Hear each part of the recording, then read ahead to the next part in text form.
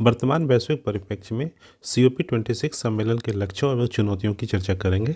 Discuss the goals and challenge of COP26 summit in present global scenario.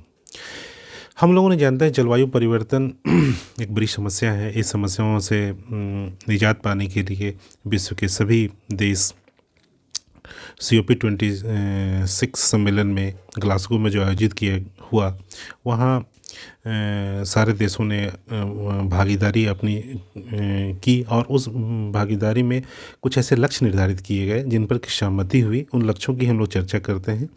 सबसे पहला लक्ष्य ये था कि 1.5 डिग्री सेल्सियस तापमान जो है कि उसको हम लोगों को प्राप्त करना है। हालांकि ये 2 डिग्री से कम होनी चाहिए, लेकिन वरीयता 1.5 डिग्री टेम्परेचर को ही प्राप्त करने पर की जा रही है।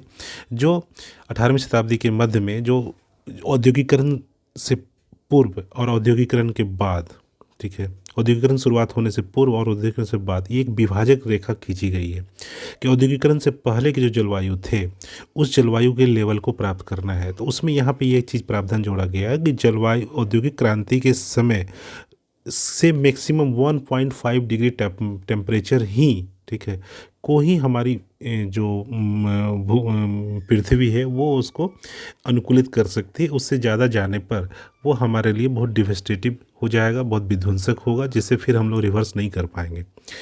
तो इसमें है कि 1.5 डिग्री टेम्परेचर को इस तरह से कटौती की जाएगी जिससे कि वो टेम्परेचर उतना बना रहे। फिर है कि कोयले में इस बार पहली बार कोयले में कटौती की बात हुई, जो वैश्विक प्रदूषण में 40% कोयले का योगदान करता है। विकासशील देशों के लिए 2025 से $1 ट्रिलियन की बात की गई, ठीक है, जो विकासशील देशों को एनर्जी ट्रांसफ़र या फिर अपने विकास संबंधी गतिविधियों में जो भी एक प्रॉब्लम आएगा उससे निपटने के लिए प्रोत्साहक उपाय के तौर पर विकसित देशों के द्वारा इसे दिया जाएगा। फॉसिल ईंधन सब्सिडी को ख़त्म किया जाएगा। जो फॉसिल ईंधन सब्सिडी सरकार प्रोवाइड करती है उसको ख़त्म किया जाएगा और इसी में निहित है कि दूसरे और सोर्स जो नवीकरणीय ऊर्जा है उसको बढ़ावा दिया जाए। अमेरिका और चीन ने भी मीथेन उत्सर्जन के रोक और स्वच्छ ऊर्जा के विकास पर अपनी प्रतिबद्धता जताई। अभी हम लोग जानते हैं कि सब अमेरिका और चीन सबसे बड़े कंट्रीब्यूटर हैं जो कि विकास में बहुत आगे चले गए हैं, बहुत सारे इंडस्ट्री उनके स्थापित हैं, तो इस पर भी अपनी प्रतिबद्धता जताई है। छठा है कि 100 से अधिक देशों ने, जिसके पास 85% विश्व के वन क्षेत्र हैं, उन्होंने 2030 तक वनों के विनाश पर रोक लगाने की बात की। हम लोग जानते हैं कि वन किस तरह से सभ्यताओं के विकास में, सभ्यताओं के इंसान की ज़रूरतों की पूर्ति के लिए और उनके जीवन को सुगम और आसान बनाने के लिए, निवास के लिए, अधिवास के लिए वनों को ही काट करके, वनों का ही इंक्रोचमेंट कर कर हम लोग अपना विकास की गाथा लिखते हैं। फिर है कि 2030 तक 30% मीथेन उत्सर्जन में कटौती करने पर सहमति बनी। फिर है कि वित्तीय संस्थाओं ने क्लीन एनर्जी तकनीक और नवीकरणीय ऊर्जा को बढ़ावा देने और उसके वित्त पोषण में मदद करने में प्राथमिकता देने में अपनी सहमति जताई।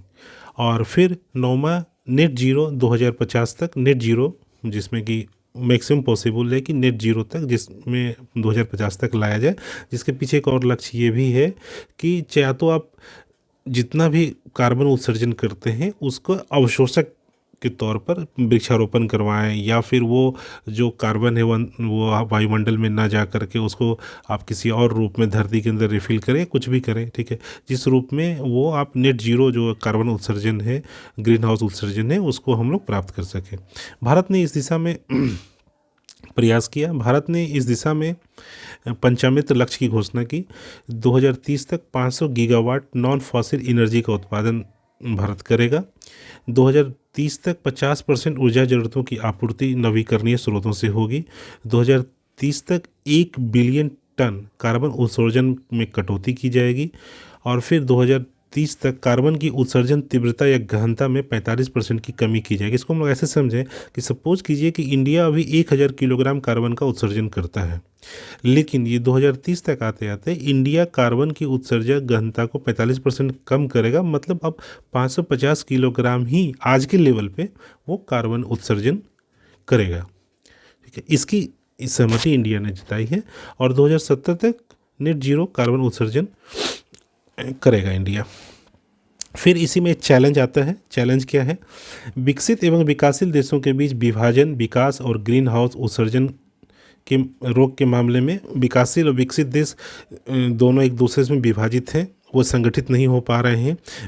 विकासशील देशों का कहना है कि विकसित देशों के प्रभाव के कारण ग्रीन हाउस उत्सर्जन की समस्याएं इतनी खराब स्थिति में पहुंची है और इसलिए उनकी जवाबदेही जिम्मेवारी ज़्यादा है। वो विकास के एक नए आयाम को प्राप्त कर चुके हैं। हम लोगों ने तो विकास अभी स्टार्ट ही किया है और ये सारी कवायदें हम पर ही क्यों, ताकि हमारी विकास गतिविधियाँ प्रभावित होगी। तो ये एक बड़ी चैलेंज है इन चैलेंज से निपटना।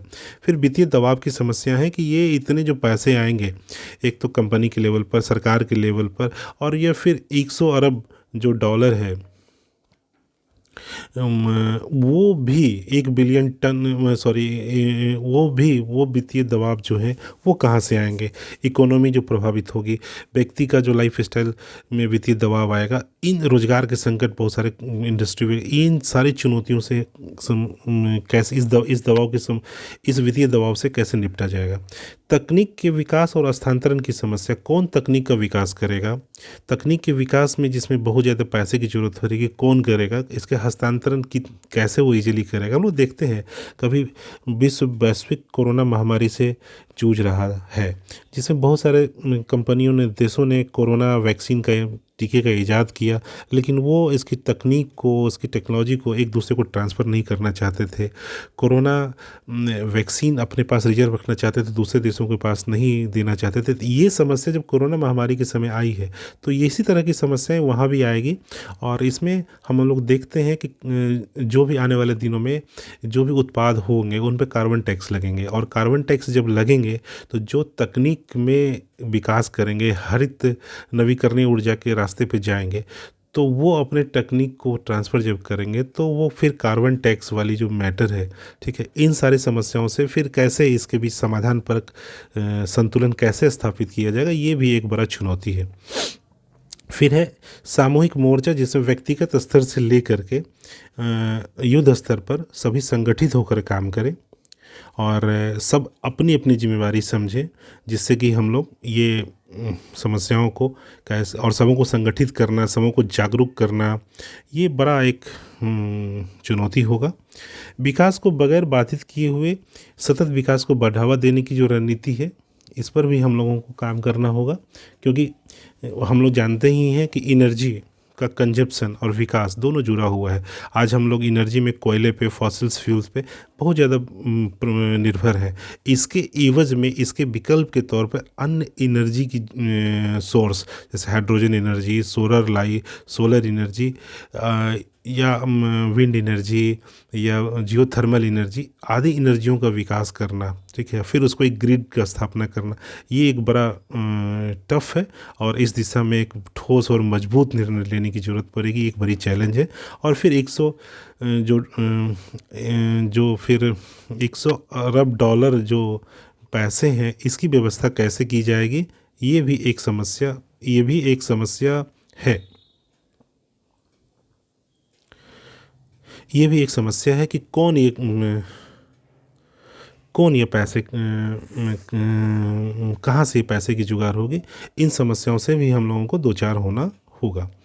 तो ये सारी चुनौतियां हैं। इन चुनौतियों से, और ये लक्ष्य हैं, इन लक्ष्यों से हमें, चुनौतियों और लक्ष्यों, और जाहिर सी बात है कि हर एक चुनौतियाँ जो होती है एक समाधान भी लेके आती है, एक संभावनाएं भी लेकर के आती है, और ये भी एक संभावनाएं हैं।